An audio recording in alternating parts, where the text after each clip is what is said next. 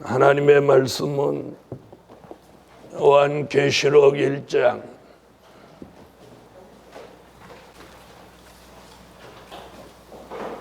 3절이 되겠습니다.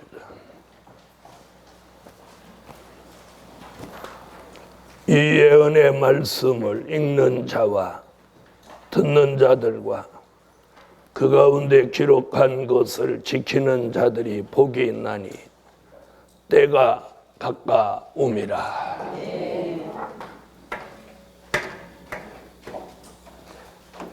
네, 오늘 증거해 드릴 말씀은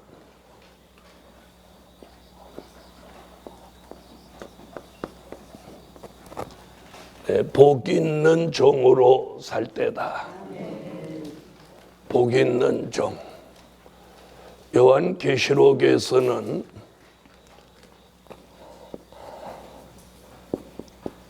화와 복을 말합니다.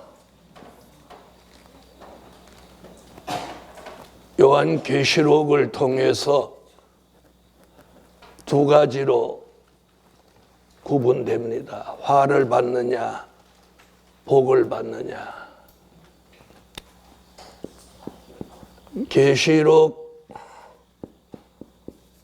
8장 13절에는 화 받는 걸 말했고, 계시록 1장 3절, 22장 7절에서는 복 받는 걸 말했습니다. 네, 요한계시록 예언의 말씀을 통해서 화를 받을 사람, 복을 받을 사람, 이렇게 갈라지는 거죠. 아멘. 그래서 계시록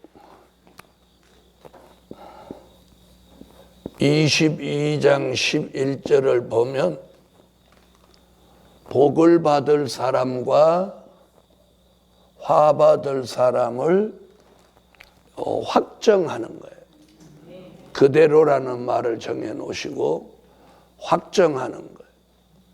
불의한 자는 불의한 그대로, 의로운 자는 의로운 그대로.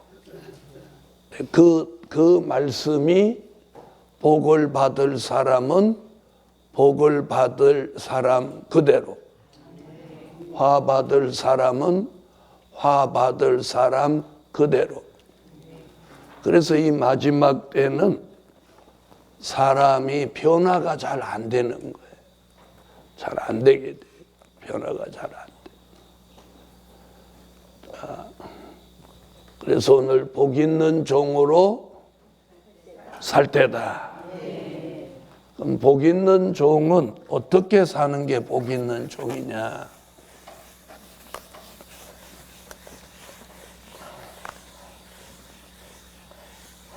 첫째,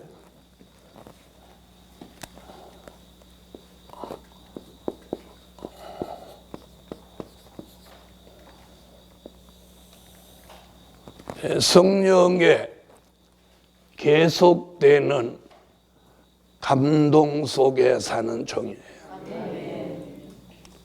성령의 계속되는 감동 속에 사는 종. 계시록 1장 10절, 4장 2절,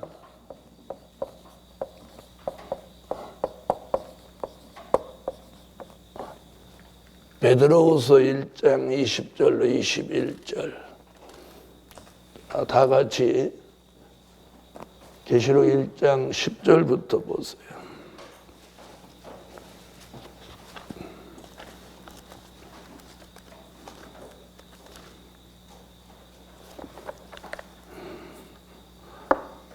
읽으세요.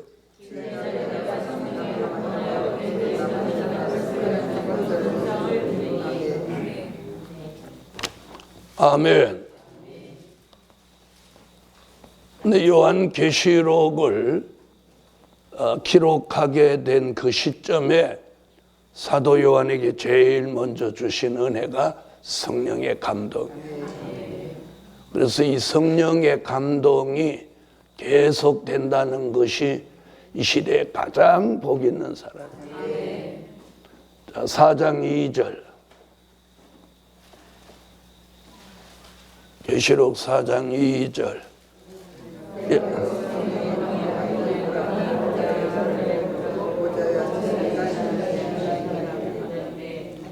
아멘. 자, 성령의 감동. 자, 베드로후서 1장 20절로 21절을 찾으세요.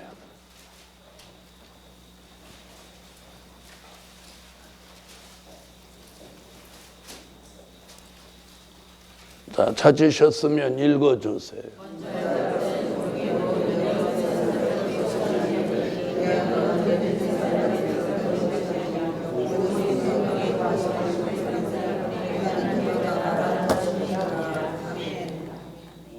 자, 그러면 복 있는 사람은 어떤 사람? 성령의 감동이 계속되는 사람. 성령의 계속되는 감동 속에 살아야 돼요. 그럼 복이 없는 사람, 즉 화를 받을 사람은 어떤 사람이냐? 성령을 소멸하는 사람이에요.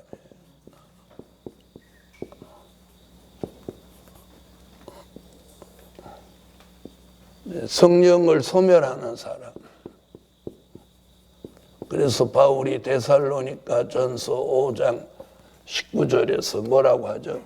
성령을 소멸치 마라. 성령을 소멸치 마라.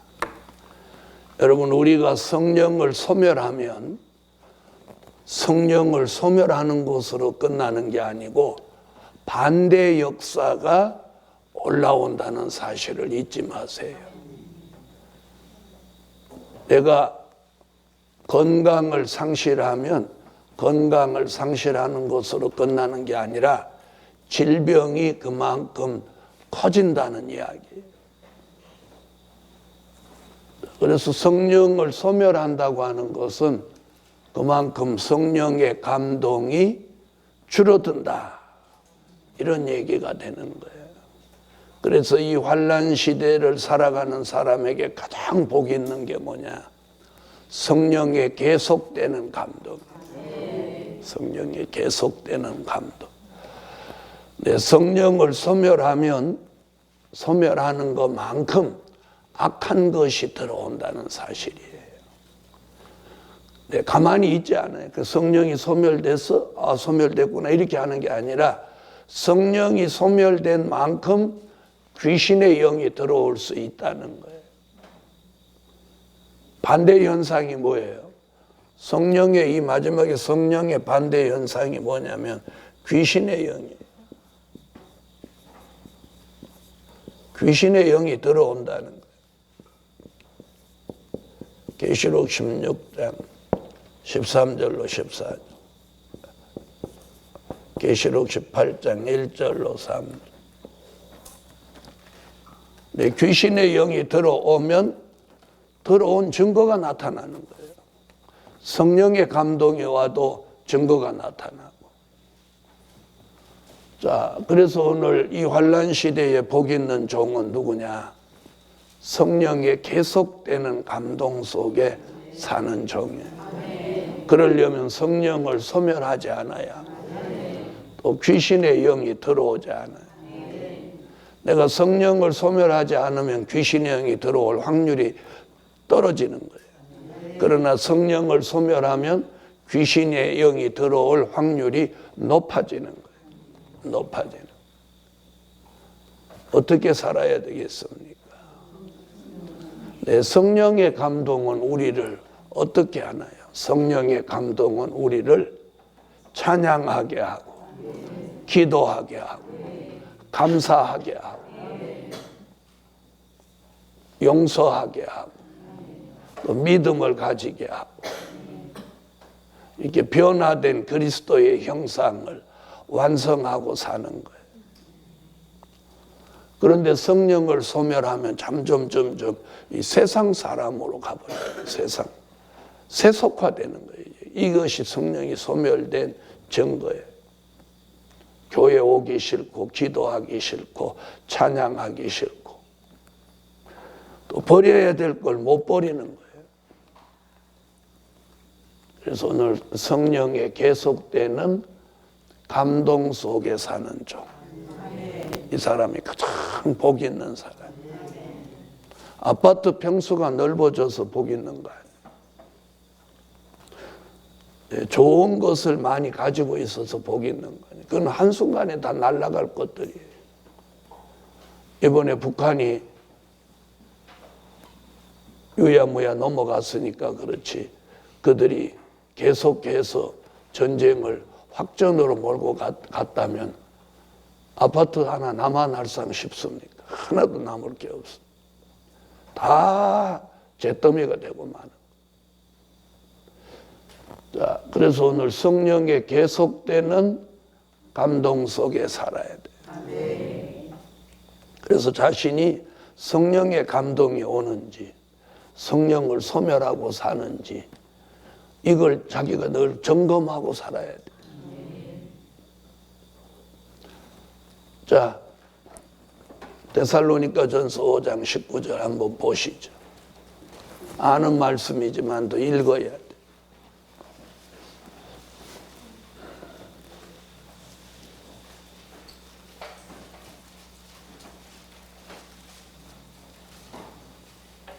자, 읽으세요. 간단한 말이에요. 성령을 소멸하지 말며. 아멘. 그래서 성령을 소멸하는 사람이 돼서는 안 돼. 그럼 성령을 소멸할 수 있다는 거죠? 있다는 거예요. 그래서 성령을 소멸하고 이 복음으로 절대로 바로 갈 수 없어요. 그래서 성령을 소멸하면 예배 드리는 자세가 나빠져요. 예배 드리는 자세가 나빠져요. 왜? 성령을 소멸했기. 내가 성령으로 충만하면 예배 드리는 게 다 자세가 달라져요. 네. 그리고 성령을 소멸하면 말이 많아져요. 사람이 말이 많아져요. 네? 말이 많아져요. 성령을 소멸하면 불평불만이 많아지고 원망을 많이 하게 되는 거예요. 그리고 매사를 남의 탓으로 돌리는 거예요. 이게 성령을 소멸한 증거예요. 네. 그리고 기도하는 모습을 볼 수 없어지는 거예요. 이게 성령을 소멸한 거예요. 그리고 말하는 게 거칠어지는 거예요. 이 성령을 소멸한 증거예요. 그리고 누구하고 싸우는 것을 두려워하지 않아요. 이거 성령을 소멸한 증거. 그 다음에 삶 속에서 하나님을 자꾸 의식하지 않아요. 이게 성령을 소멸한 증거예요. 그러면 성령을 소멸하지 않는 건 그 반대예요. 반대. 그것이 성령을 소멸하지 않고 성령의 감동 속에 사는 종이 이 시대에 어떤 종이다? 복 있는 종이에요. 그럼 화가 뭐예요? 화 받는 게 뭐예요? 성령을 소멸하는 게 이게 화예요. 내가 성령을 소멸하고 있다. 이게 화예요. 이게 화예요. 두 번째.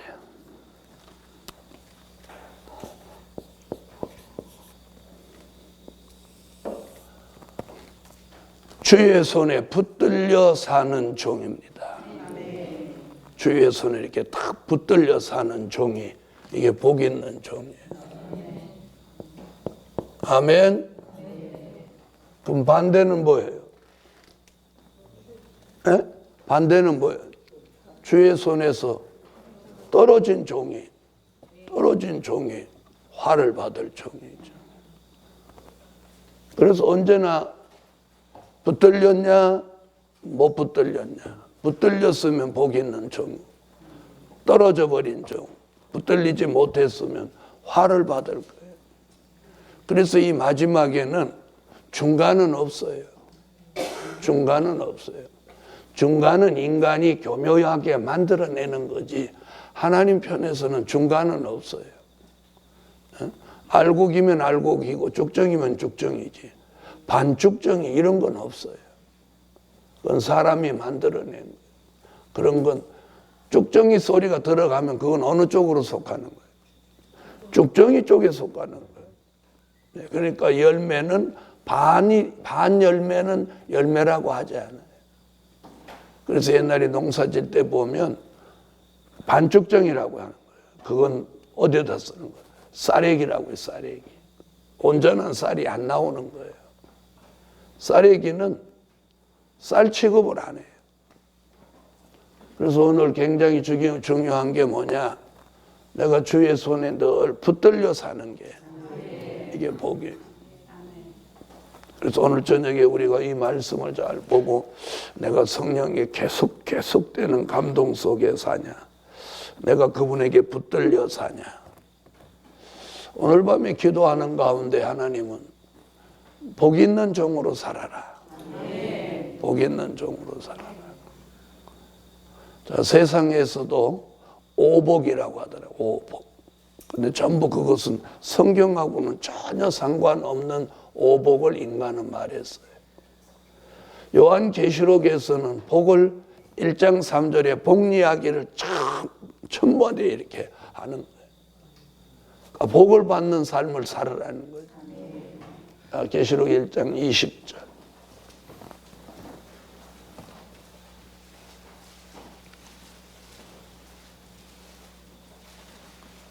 자, 읽으세요.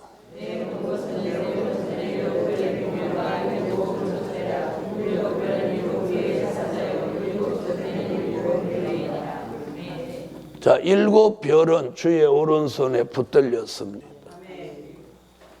자, 붙들렸다는 게 복이에요. 그래서 다니엘서 12장 3절에도 붙들린 종이 많은 사람을 살린다고 했고, 이사야 41장 10절에도 붙들려 있는 종이 결국 이가 날카로운 새 타작 기계로 쓰여진다고 했어요. 그러므로 오늘 주의 오른손에 붙들렸다는 것이 그 자체가 복인 거예요. 자체가 복. 내가 그분에게 붙들려 사는 게 그것이 자체가 복인 거예요. 여러분, 붙들린 사람은 그 삶이 벌써 달라요. 붙들렸다는 거. 붙들려. 그래서 마음과 생각, 그 생활이 그분에게 붙들려 살아야 돼. 여러분, 붙들린 사람이 불평불만하고 원망하는 거 보았겠어요? 붙들린 사람은 절대로 그런 불평, 불만, 원망 이런 것이 입으로 나올 수가 없어요. 나올 수가 없어요. 그리고 절대로 남의 험담 같은 것이 근본적으로 나오지가 않아요. 나오지가 않는. 그게 뭐예요? 증거가? 붙들렸다는 증거예요. 붙들렸다는 증거. 자, 그래서 주의 손에 붙들려 사는 종이 복이 있고, 그럼 누가 화를 받느냐? 계시록 8장 10절로 11절, 계시록 9장 1절로 2절, 떨어진 별이 화를 받는 거죠. 계시록 12장 3절로 4절. 자, 이들은 다 떨어진 별에 속한. 자, 붙들렸냐? 떨어졌냐? 붙들렸다면 복 있는 종, 떨어졌다면 화 받을 종.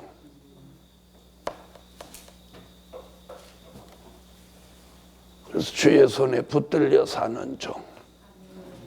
아멘.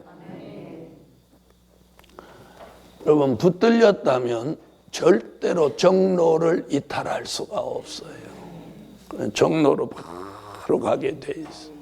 정로를 이탈할 수가 없는 거예요. 그래서 붙들린 사람은 붙들렸다는 증거가 뭐냐? 정로로 가는 거예요.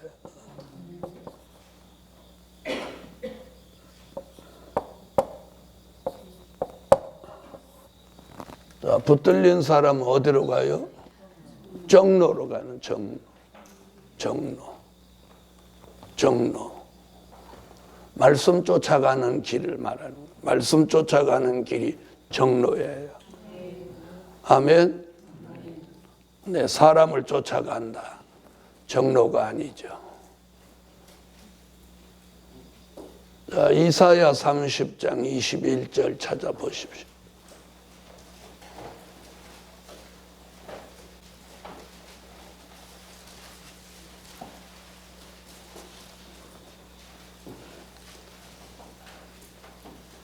자, 읽으세요.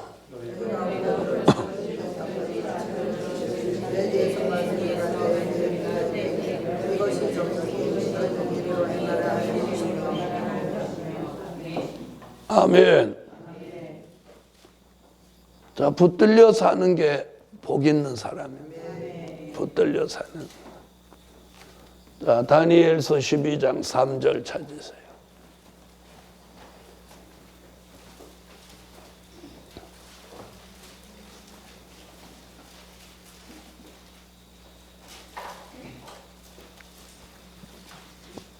읽으세요.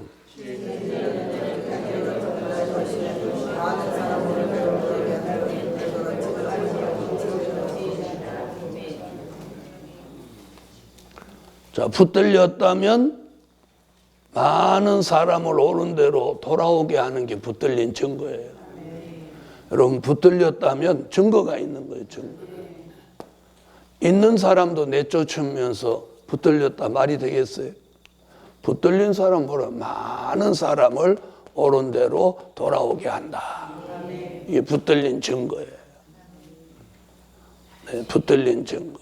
그래서 앞으로 붙들린 사람은 주의 일을 잘하게 돼 있어요. 많은 사람을 자꾸 돌아오게 만들게 돼 있어요. 이게 붙들렸다는 증거. 41장 10절. 이사야 41장.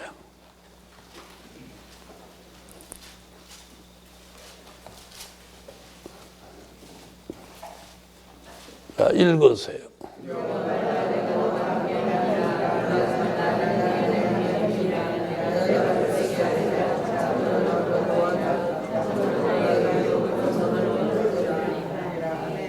너를 붙들리라. 그렇게 붙들린 종이 세타자 기계로 쓰여지는 거예요. 14절로 15절.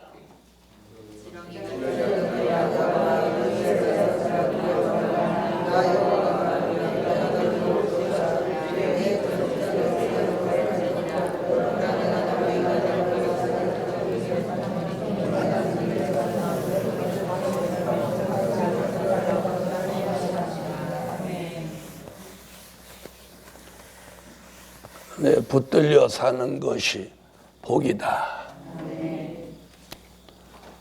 세 번째.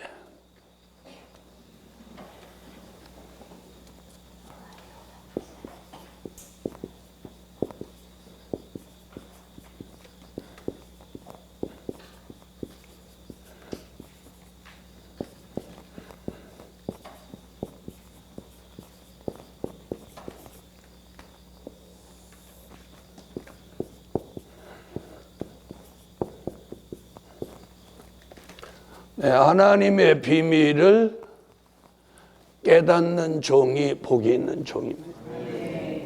하나님의 비밀을 깨닫는 종. 계시록 10장 7절.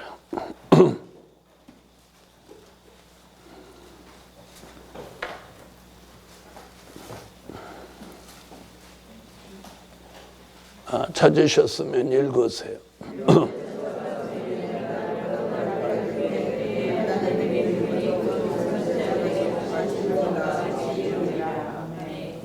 아멘. 사람들은 사람들의 비밀을 알려고만 해요. 다른 사람의 비밀을 알려고. 여러분, 다른 사람의 비밀은 알려고 할 필요가 없어요. 그 알아서 무엇 하겠어요? 그런데 그런 비밀을 알려고 하는 사람이 대부분 거기에 관심을 가지고. 그런데 우리는 어떤 사람의 비밀에는 관심 가지지 마세요. 무엇에만 관심 가져? 하나님의 비밀. 하나님의 비밀을 어떻게 하면 깨달을까? 이걸 찾는 사람이 복이 있어요. 그래서 오늘 하나님의 비밀을 깨달으려면 어떻게 해야 되느냐? 통달하는 영이 와야 돼요.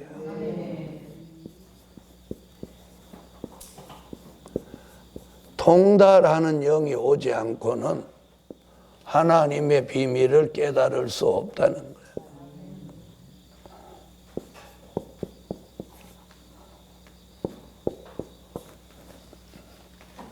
무슨 영이 와야 돼? 그래서 고린도전서 2장을 찾으세요.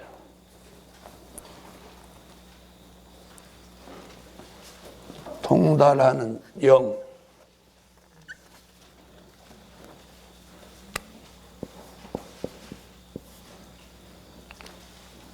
읽으세요.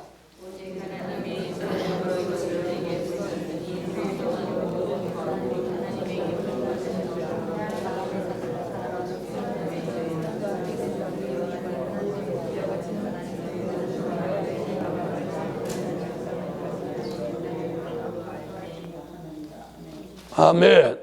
자, 뭐라고 그랬어요? 통달하는 영이 오면 하나님의 깊은 것이라도 통달하시느니라. 하나님의 깊은 것이라도 통달하시느니라.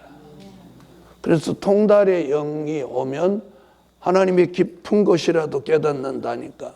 하나님의 깊은 것이 뭐예요? 하나님의 비밀.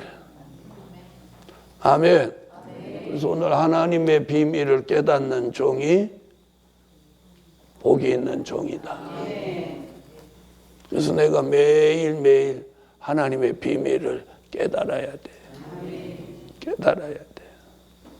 여러분, 하나님의 비밀을 깨달으면, 하나님의 사람이 뭐예요? 하나님의 사람이라는 증거가 하나님의 비밀을 깨달았다는 그 증거가 하나님의 종. 네. 하나님의 비밀을 모르면서 자기가 하나님의 종이다, 하나님의 종이다 하는 건 어리석은 사람. 그건 자기가 뭐 하나님의 종이라는 걸 과시하는 거예요, 과시.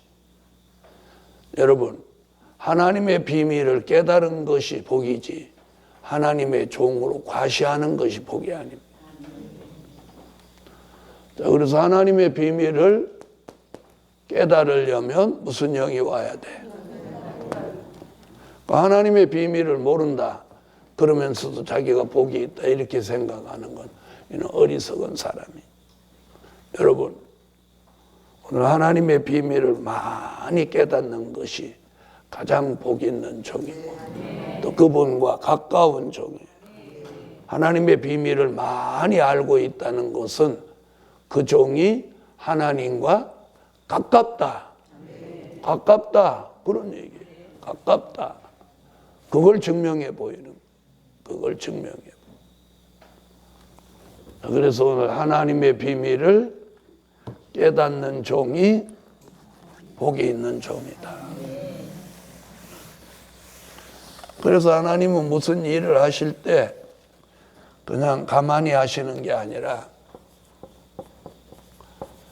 아모스 3장 7절에 보니까 하나님은 무슨 일을 하실 때 그 일을 보이고 하신다.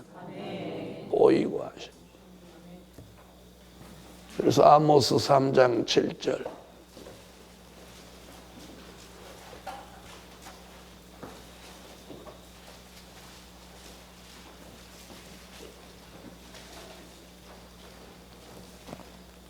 읽으세요.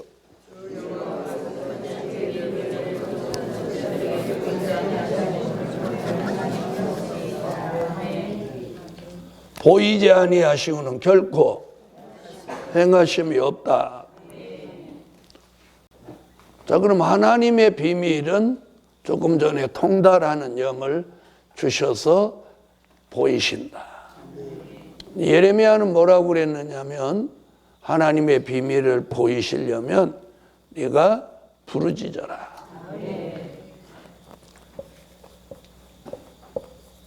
예레미야 33장 2절로 3절을 찾으라. 예레미야 33장 2절로 3절.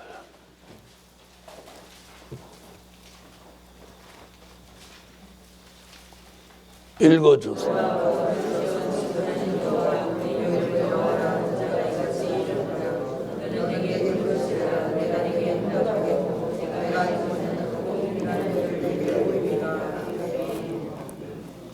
네, 그럼 하나님의 비밀을 깨달으려면 아까는 통달하는 영을 받아야 하고 지금은 부르짖어야 돼. 부르짖는다는 말은 뭐라고 그랬어요?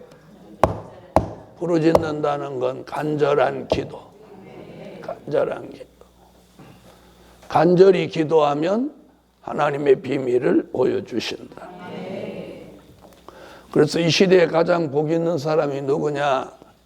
하나님의 비밀을 깨닫는 종이 복이 있는 종입니다. 네 번째.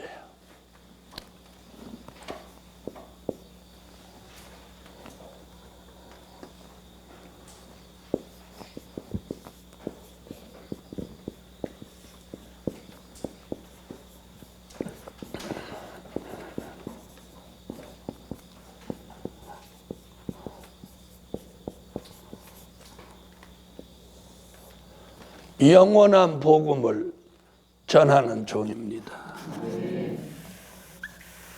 어떤 종? 영원한 복음을 전하는 종이 이 시대에 복 있는 종. 자, 우리는 영원한 복음을 자꾸 전해야 됩니다. 전하는 방법은 저번에 말씀드렸죠. 호각을 부는 것 같이 전하는 종도 있고 나팔을 부는 것 같이 전하는 종도 있다고. 그러니까 호각을 부나 나팔을 부나 마찬가지. 분다는 자체가 중요합니다. 자기 가족들에게도 복음을 전할 수 있는데 가족들한테도 말 안 하고 가만 두는 거예요. 여러분 안 듣는 것 같아도 전해줘야 돼요. 전해줘야 돼요.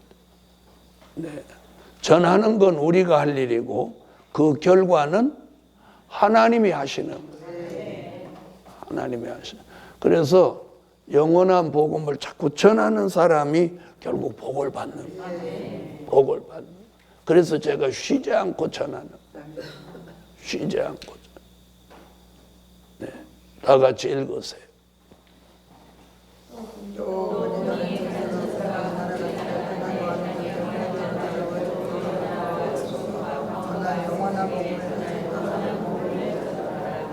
거기 보면 분명 전하리라고 하죠. 나라와 족속과 방언과 백성에게 전할 영원한 복음을 가졌다. 그러니까 이 복음은 그냥 가지고 다니는 게 아니에요. 소재하고 다니는 거 아니에요. 가방 들고 다니는 게 아니고 전해야 돼요. 전해. 사람들이 이렇게 저같이 하고 싶어요. 사람 많이 모아놓고 막 폼나게 하려고. 여러분 호각도 못 부는 사람이 무슨 나팔을, 그죠? 호각은 그냥 입에다 물고 힘만 주면 소리 나는 거예요. 그러나 나팔은 그걸 나팔 불 수 있는 요령이 있어야 하고 악보도 볼 줄 알아야 돼요. 또요 나팔 부는 요령이 있어야 된다. 호각같이 불기 쉬운 게 어디 있어요? 그게 무슨 얘기냐? 적은 것부터 할 줄 알아요. 쉬운 것부터 할 줄 알아요. 네.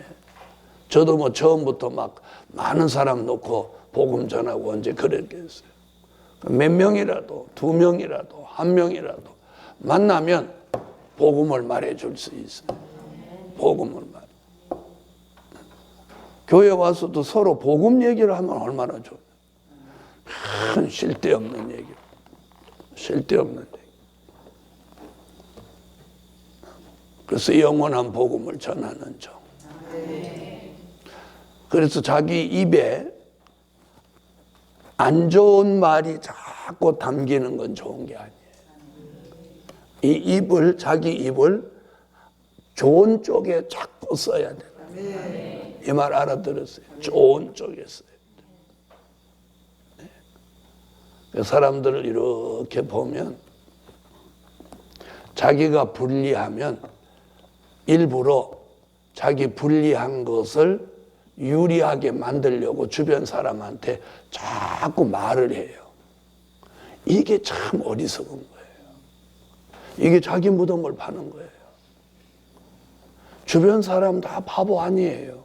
보는 눈이 있고 판단하는 기능을 다 가지고 있어요. 그리고 자기가 불리한 걸 유리하게 만들려고 이렇게 말하는 것은 도리어 자신이 무덤을 파는 거예요. 우리는 쓸데없는 말을 하지 말고 복음을 말해요.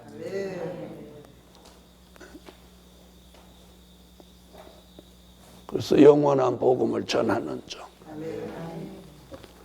그래서 저는 복음 전하면 안 힘들어요. 뭐 사람들하고 말하는 게 힘들지. 말하는 게. 그래서 가능한 말을 안 하려고. 말하는 건 힘들고 복음 전하는 건 힘이 오고. 막 말하는 건 힘들어. 근데 복음 전하는 건 막 힘이 오는 거예요. 그래서 누구하고 이렇게 만나면 그 얘기를 듣지 말 잘 안 하는. 말을 하게 되는 건 하도 깝깝하니까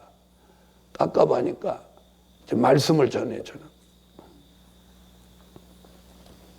그래서 오늘 영원한 복음을 전하는 중. 전하는.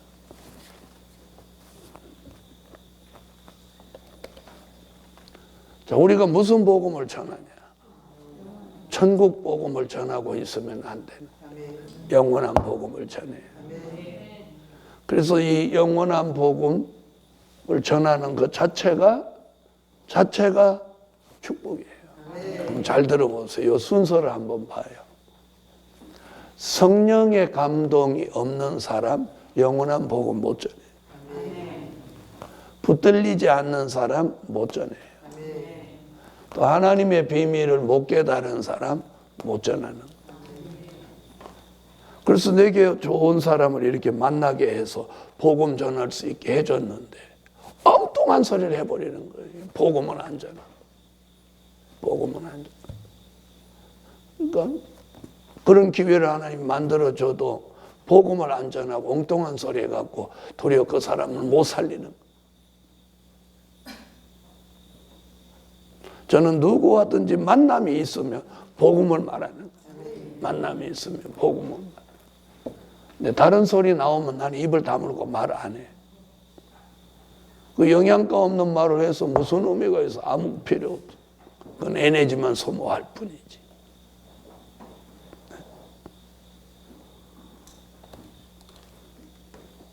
영원한 복음을 전하는 종. 여러분, 내 속에 보화가 아무리 꽉 찼다고 해도 이걸 내보이지 않으면 소용없는 거예요. 여러분, 제가 그냥 돌아다니면 그냥 평범한 할아버지에 불과한 거예요. 다섯 번째. 가장 결정적인 건 이 다섯 번째예요. 다섯 번째가 뭐냐?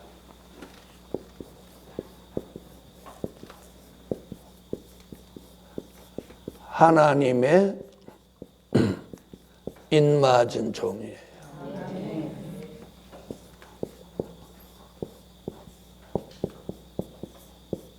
여러분, 요한계시록에서 가장 결정적인 축복은 뭐냐? 하나님의 인을 맞아요. 뭐라고요? 하나님의 인을 맞아요. 하나님의 인. 하나님의 인을 맞아요. 하나님의 인이 뭐냐? 그렇게 가르쳐줘도 딴소리 하는 사람이 있어요. 자, 찾으세요. 계시록 7장.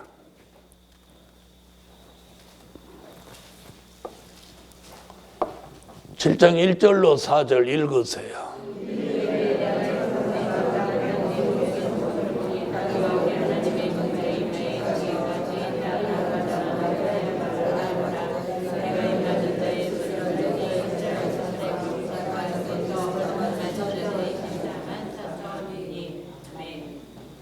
자, 계시록 14장 1절. 7장에 하나님의 인이라고 했고 그 하나님의 인에 대한 정확한 설명이 14장 1절이에요. 14장 1절 읽으세요.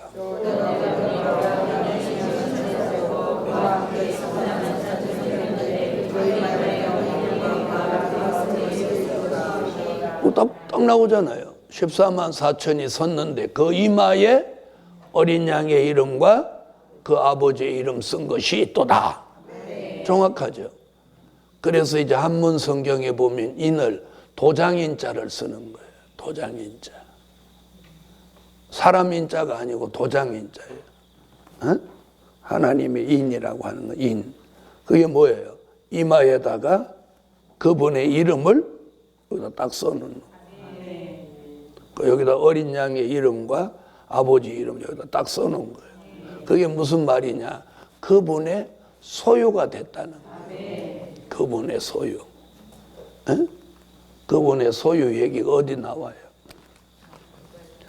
이사야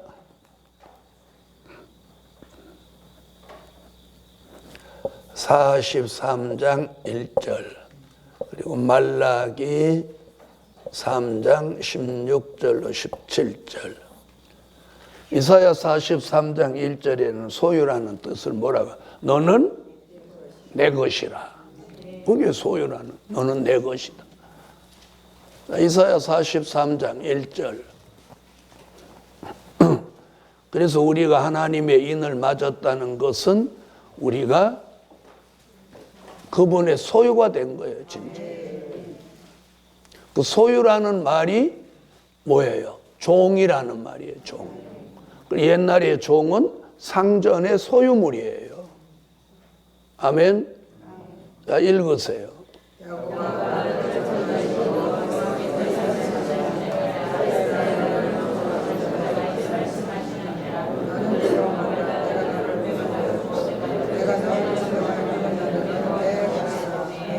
너는 내 것이라.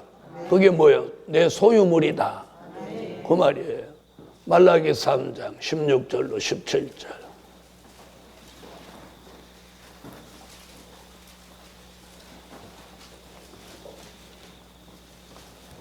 자, 읽어주세요.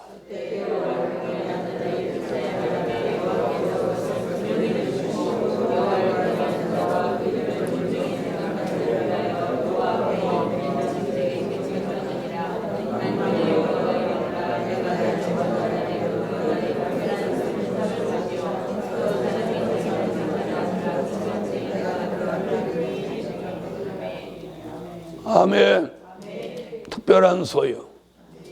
그럼 하나님의 인이 뭐냐? 그분이 이름을 이마에 써놓은 거다. 아멘. 그 말은 뭐냐? 그분의 소유가 됐다. 그럼 왜 하나님의 인 맞은 종이 복이 있냐? 왜 복이 있다고 하냐? 피해받지 않기 때문에 복이 있다. 계시록 9장 4절, 에스겔서 9장 3절로 6절. 자, 황충이의 피해를 받지 않고 하나님의 보호가 있으므로 복이 있는 거예요. 자, 계시록 9장 4절.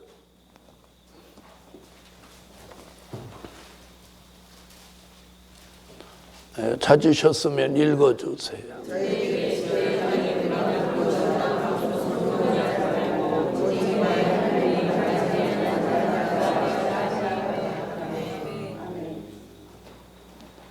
아멘.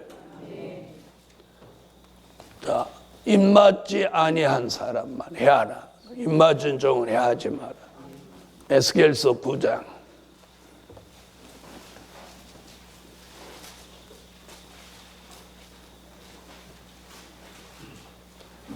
(3절로) (6절) 읽으세요.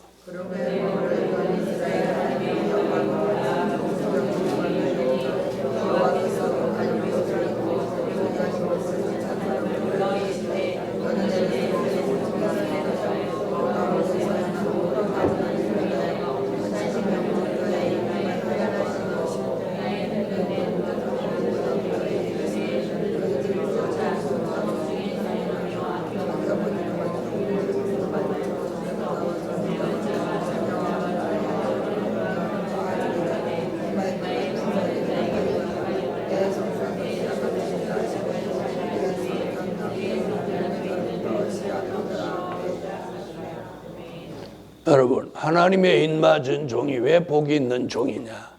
어떤 피해도 받지 않는다. 우리가 어떤 피해도 받지 않아요. 특별히 황충이 피해를 안 받아야 돼. 또 경제적인 난제도, 어떤 흑암의 피해도, 귀신의 영의 피해도. 그러니까 하나님의 입맞은 종이 복이 있다는 의미는 뭐냐? 어떤 피해도 안 받아. 어떤 피해도 받지 않아. 전쟁이 일어나도 피해받지 않아. 피해받지 않아. 이마에 표 있는 자에게는 가까이 하지 마라. 이래서 하나님의 입맞은 종이 중요한 거예요. 여러분, 하나님의 입맞은 종에서는 예정되어 있어요. 14만 4천으로 하나님의 입맞은 종은 예정되어 있어요. 그런데 인을 쳐놨는데 홀딱 죽었어. 그럼 또 하나 인쳐서 갖다 또 채워야 되잖아요. 그렇죠? 그러면 예정이라는 말이 훼손되는 거예요. 그렇죠? 예정은 뭐예요? 예정이라고 하는 것은 변하면 안 되는 거예요. 변동이 생겨서는 안 되는 거예요. 그래서 하나님의 입맞은 종 14만 4천의 예정은 변함이 없는 거예요. 그럼 왜 계시록 하다가 가버리는 사람 어떻게 되냐? 그건 예정이 없는 거예요. 예정이 있으면 갈 수가 없는 거지. 그럼 그 사람 왜 와서 좋다고 하다가 가냐? 잘 들어보세요. 하갈과 이스마엘이 물 한 푸대를 들고 아브라함의 집에서 쫓겨났어요. 그래 길을 가다가 물이 다 떨어졌어요. 그러니까 하갈이 이스마엘을 안고 사막에서 막 통곡하고 울었어요. 그러니까 하나님이 갑자기 하갈의 눈을 열어서 오아시스를 발견하게 한. 그래서 그 성경 거기를 쭉 읽어보면 하갈이 오아시스를 발견해서 가죽 부대에 있는 물을 채워서 갑니다. 여러분, 아합이 그렇게 악한 왕인데 그가 금식하던 때도 있었어요. 그러니까 하나님이 긍휼을 베풀었어요.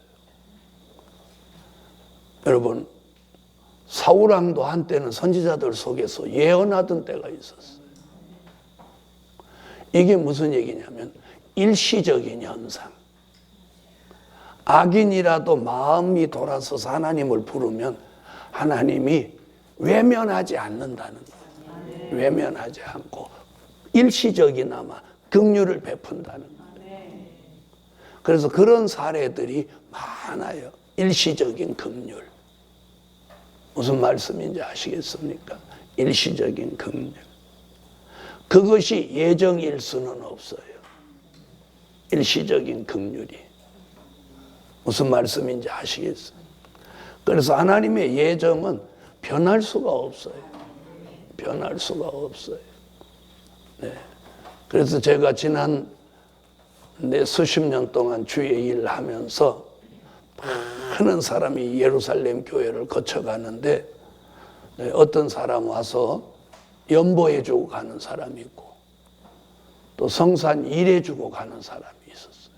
일해주고 결정적인 순간에 와서 일해주다 가고 또 어떤 사람은 결정적인 순간에 교회 어떤 어려운 일을 도와주고 가고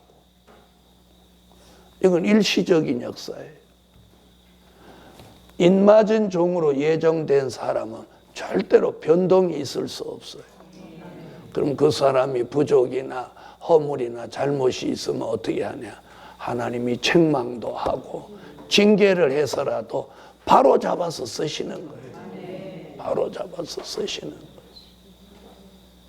그래서 오늘 저녁에 어떤 경우에도 오늘 복 있는 사람으로 남아야 돼. 화받을 사람이 돼서는 안 된다는 거예요.